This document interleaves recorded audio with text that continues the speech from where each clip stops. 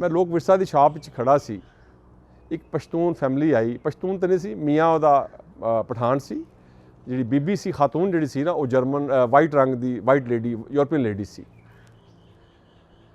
2 बच्चे सी उहदे, कोई होने ने 12 साल तो कोई छोटे 8-9 साल का होना छोटा। दोनों बच्चों के नाल बाप जिहड़ा सी ना वो पश्तो बोल रहा सी ते माँ जिहड़ी सी वो जर्मन बोल रही सी। बड़ा एक अजीब जिहा कंबो जिहा लगा मैनूं। मैं उन्होंने सवाल किया, मैं क्या तुसी आप बच्चे से पश्तो में बात कर रहे हैं, ये जर्मन में बात कर रही हैं?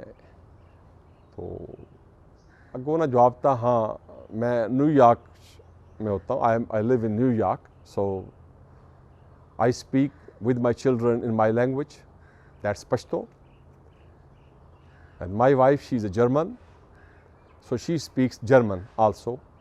Then English they learn in the schools and colleges and the society. So 3 languages my children they speak easily. मैं कहते पश्तो तुसी इन्ना क्यों इस ते जोर दे रहे हो? जवाब बड़ा अच्छा सी उहदा, बड़ा अच्छा लगा, जशिया मैनूं जवाब दा सोहना।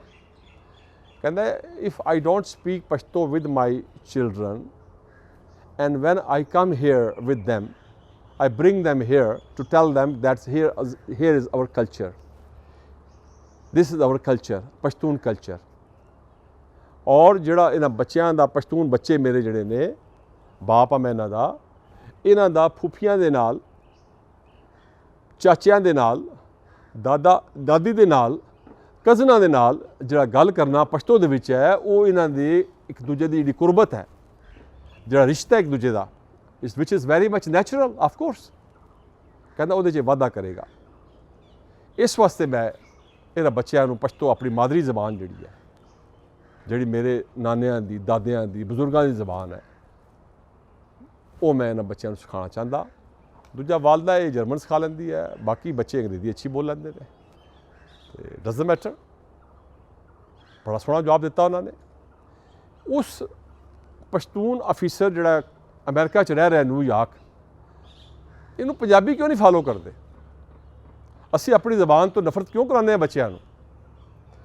मनिया चूँकि इस जबान को एहतराम नहीं दिता गया, ना सही इन स्कूलों की जबान नहीं बनाया गया, इत्थड़े की जबान इनू कहा जाता है, इसनू महल्ले की जबान कहा जाता है इनू। लेकिन ये साड़ी जबान है जो भी है, वो ये लिखण वाले बड़ी बड़ी वड्डियां हस्तियां मौजूद ने, बड़े बा किरदार सूफी ने। 850 साल पहला 800 साल पहला जिन्होंने सी पहले पंजाबी शायर कहने हैं बाबा फरीद शक्कर गंज, वो 1175 तो लैके 1265 उन्होंने टाइम है आलमोस्ट रफली, एग्जैक्ट नहीं है डेट, लेकिन 12 ये है उन्हें पर्दा किया।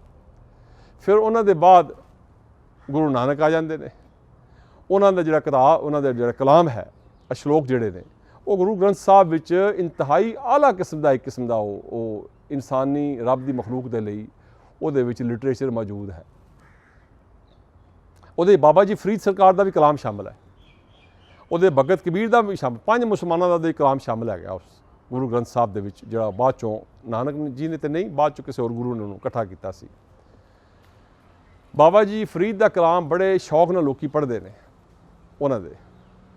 फिर उसके बाद अगे आ जाते हैं शाह हुसैन माधू लाल, जिन्हां दी पूरियां जिहड़ी काफियां ने, जिहदे च मैं नहीं सब तू, कि रब नाल जिहड़ा जुड़न दा जिहड़ा इंसान दा रिश्ता है अल्लाह दे नाल, वो तुहानूं उन्हां दी काफियां विचों हर काफी चों महकदा नज़र आएगा, खुशबू मिलेगी तुहानूं। मैं नहीं ज़ात की नफी करना, बंदा जिहड़ा इहदी हैसीयत जिहड़ी है रब की ज़ात अगे एक नफी दी हैगी है, एक छोटा जिहा मिनीएचर इज़ नथिंग।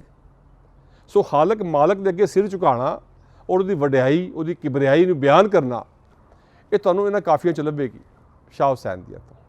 फिर सुल्तान बाहू सरकार एक होए ने, खासा मर्द हकानी मियाँ साहब कहंदे उन्होंने।